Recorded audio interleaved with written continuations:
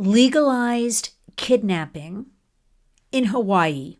Yes, warrior, that is what I'm here to tell you about.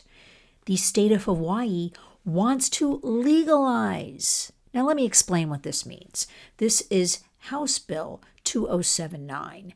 They are suggesting, it has passed through the House and now it's on to the Senate for confirmation. So it hasn't exactly been enacted into law yet. But let me explain what this means.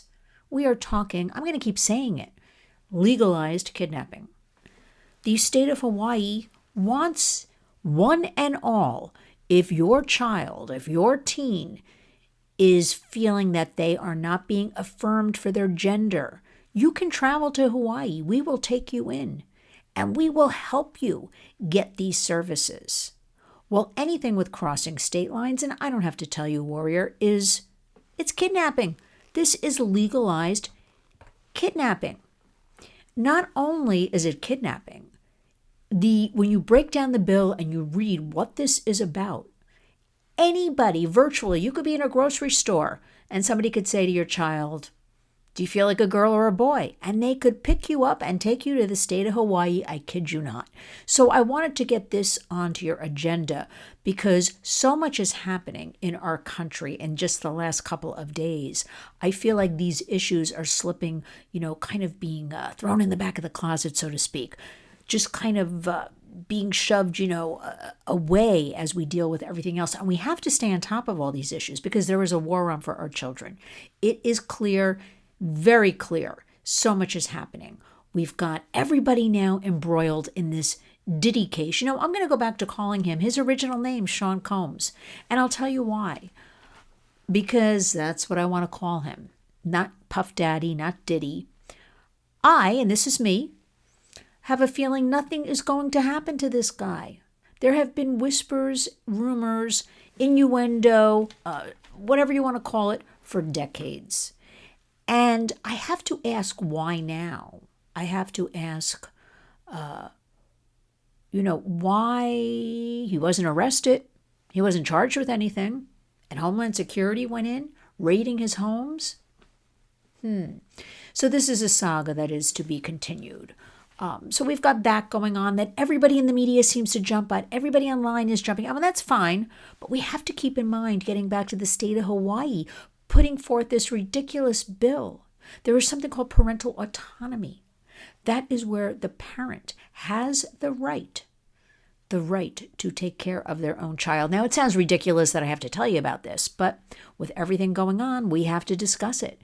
If you happen to be in the state of Hawaii, I urge you, House.gov, Senate.gov, find out who represents you, write to them. This is HB 2079. We will not allow legalization of kidnapping.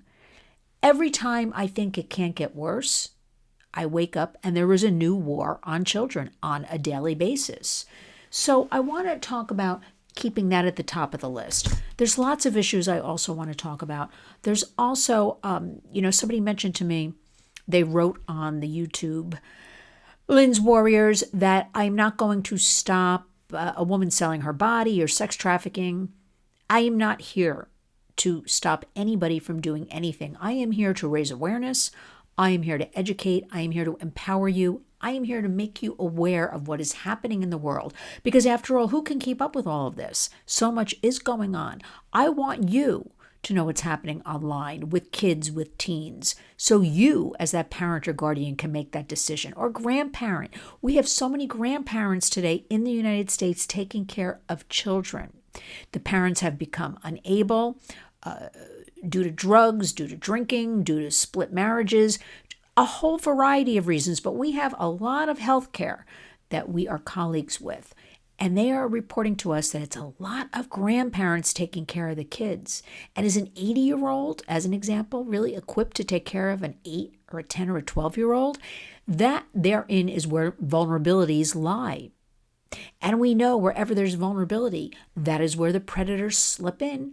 They are 10 steps ahead of you and me. They are 10 steps in front of law enforcement. They are waiting for our vulnerable kids, our teens. So we have to be made aware. The thing I'd like to talk about and work on is holding that sex buyer responsible, harsher, more arrests, harsher sentences. That would make a difference. Remember, where there's no accountability, people will just keep doing what they're doing. I'd like to hold the sex buyers accountable, the pimps, the traffickers, the illicit brothel owners, all of these people. They are not being faced with enough arrests, enough convictions, enough of any of this. They're getting away with it, is what I'm trying to tell you. So while I very clearly will say to you, I am not trying to stop a woman. I did a video the other day about surrogacy. Surrogacy has become, in a lot of cases, a form of human trafficking. It is forced upon vulnerable girls and women, usually forced from other countries. But right here, we're hearing a lot of reports lately, right here in the United States. So while everybody is talking about Sean Combs, so many other issues to confront, to talk about.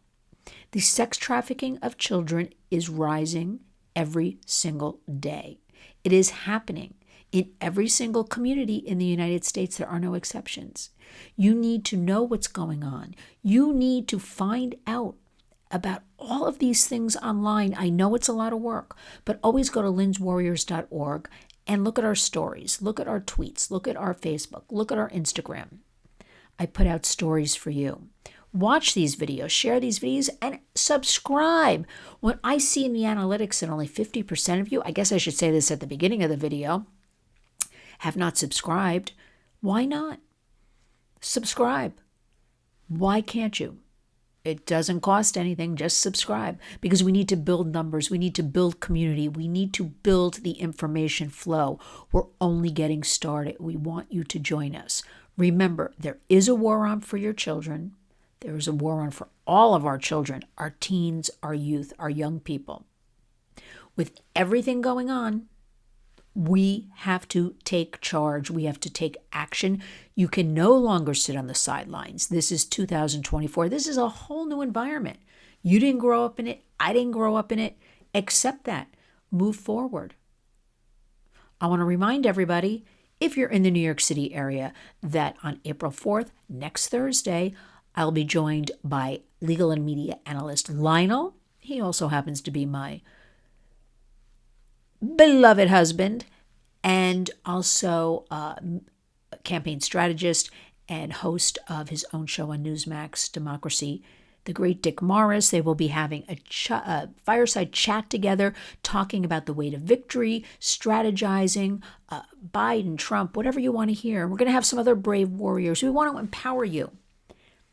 We want to empower you to get out and vote.